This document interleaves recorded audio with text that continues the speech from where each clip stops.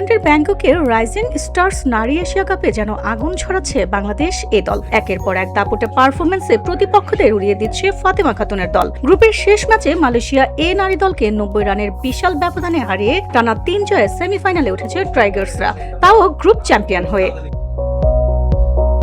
বুধবার টসে জিতে ব্যাট করতে নেমে শুরুতে ধাক্কা খেলেও দ্রুত ঘুরে দাঁড়ায় বাংলাদেশ। শারমিন সুলতানার 25 বলে 30 আর রুবাইদা হায়দারের 11 বলে 14 রানের ভিত্তি গড়ে ওঠে। মাঝপথে কিছুটা চাপে পড়লেও অধিনায়ক ফাতেমা খাতুন আর লতা মণ্ডল মিলে ইনিংসের নিয়ন্ত্রণ নেন।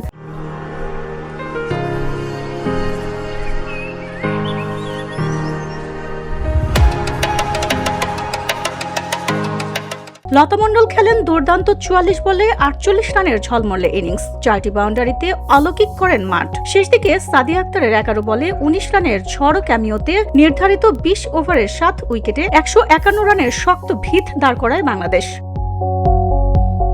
152 রানের লক্ষ্য তাড়া করতে নেমেই বিপর্যয়ে পড়ে মালয়েশিয়া। ইনিংসের তৃতীয় ওভারে জোর আঘাতে ম্যাচের রং বদলে দেন ফাতেমা জাহান। এরপর উইকেটের মিছিল, বাংলাদেশি বোলারদের সামনে দাঁড়াতে পারেনি তারা।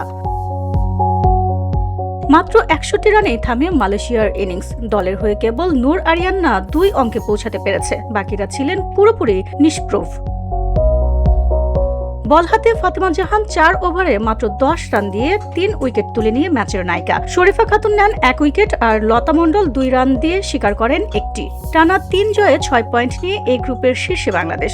এখন চোখ সেমিফাইনালে। ফাইনালে ওঠার লড়াইয়ে প্রতিপক্ষ পাকিস্তান। টাইগার্সদের এই দাপট কি শিরোপা জয় করাবে? এখন পুরো এশিয়ার নজর বাংলাদেশের দিকে।